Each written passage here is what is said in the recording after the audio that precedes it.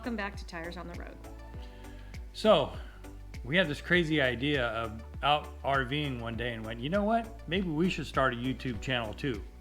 Well, now that we're 23 videos in, we started last August, we're kind of scratching our head going, this isn't as easy as we thought. Not even. It's been a challenge, but hopefully we've shared some content out there with everybody who's inspired, motivated, and encouraged you to get your trailers out of the storage yard and get them out on the road. It's kind of the intent of our channel.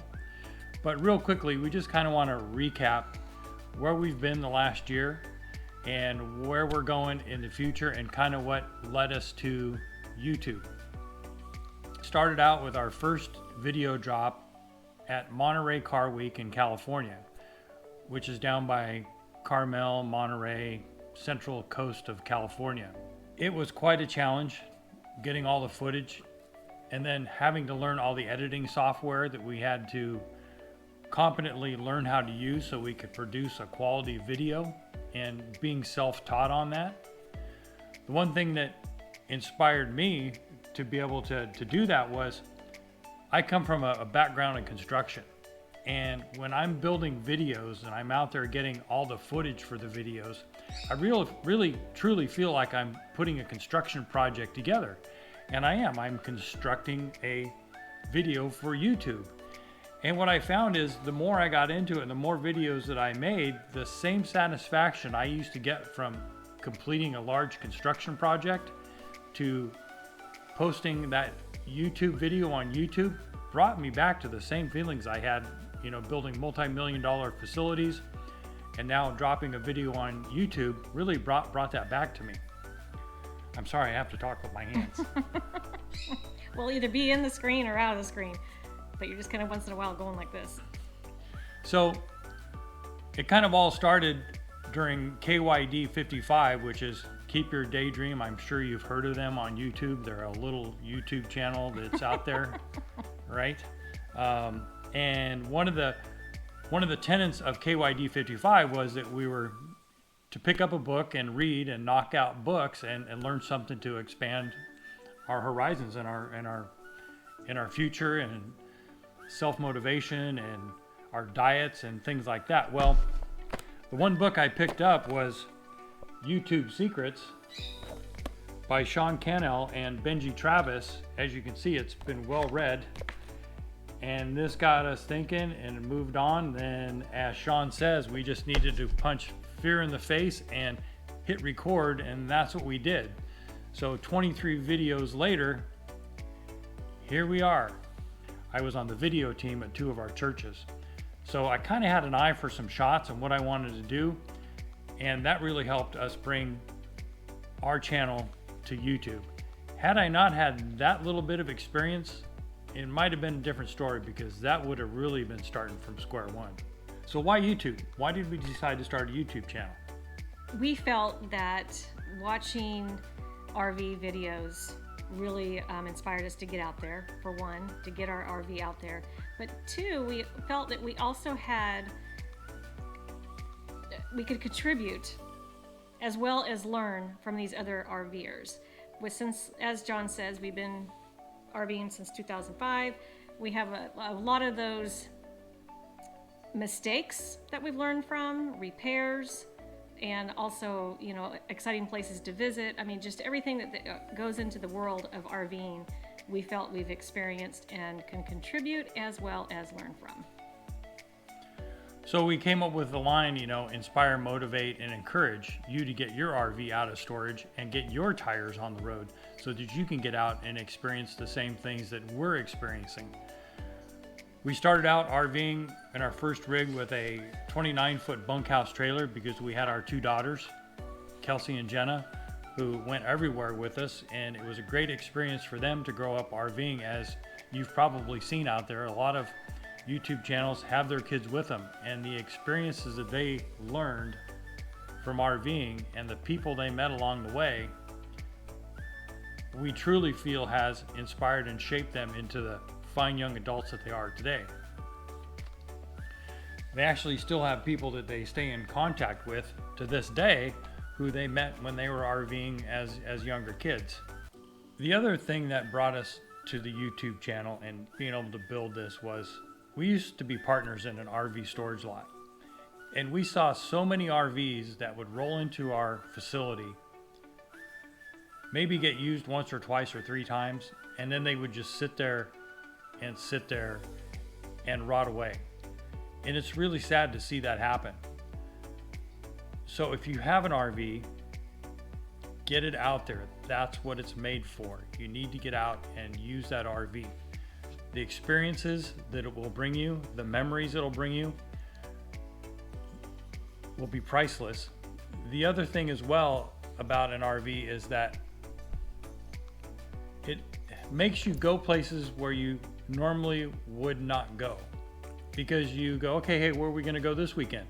It's like, well, let's take a look. Let's look at some.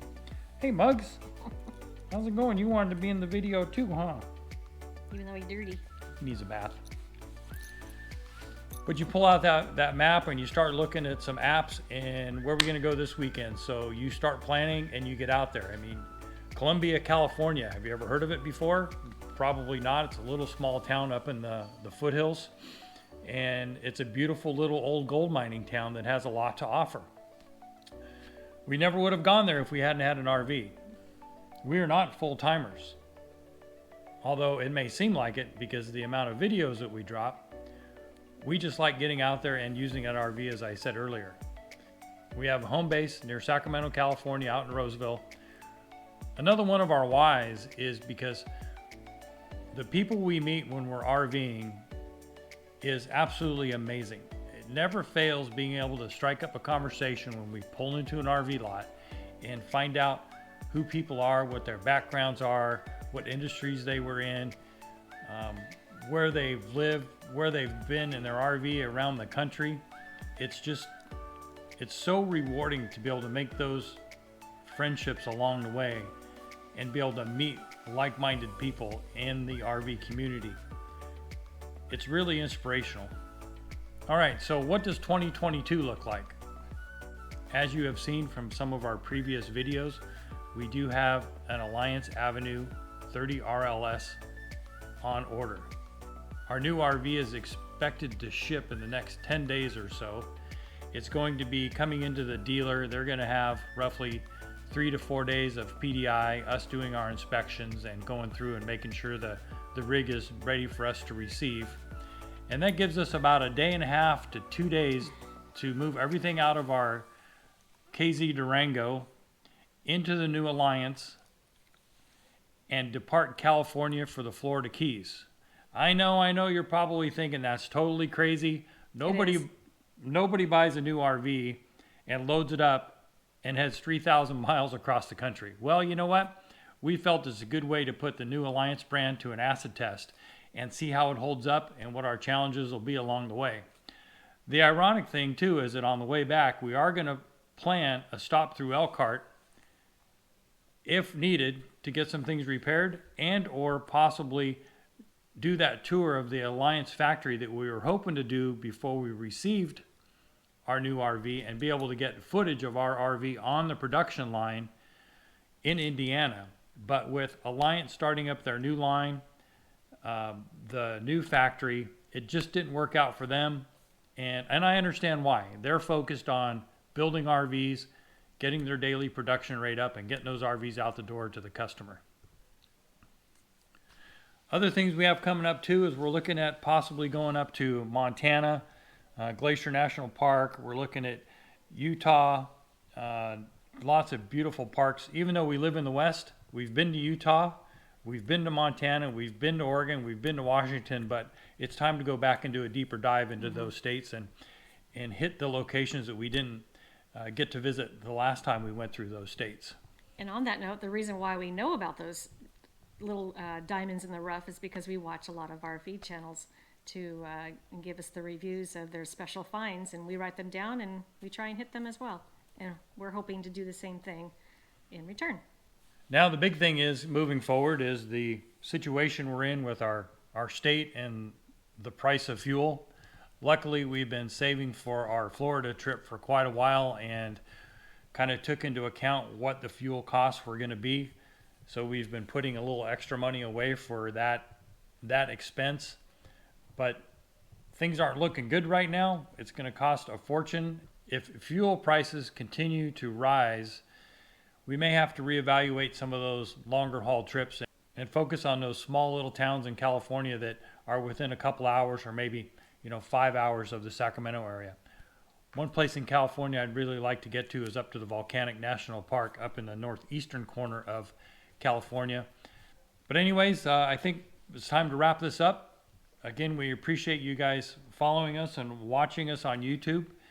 We have a lot of great content out there, and hopefully the locations we post online inspire you to put those places on your list to be able to go visit. Back east, you drive for 800 miles, you might go through 4 or 5 states. California, you drive for 750 miles and you're still in the same state. So True. There's a lot of things out there we can dig into and find more of those little towns like Columbia and throughout California. Don't forget to subscribe, give us a thumbs up, and leave a comment down below. We look forward to sharing 2022 with you, and we hope you'll follow along with the journey. So for now, Tires on the Road, out. Say bye, Mugs. Bye. See you next time. See you next time.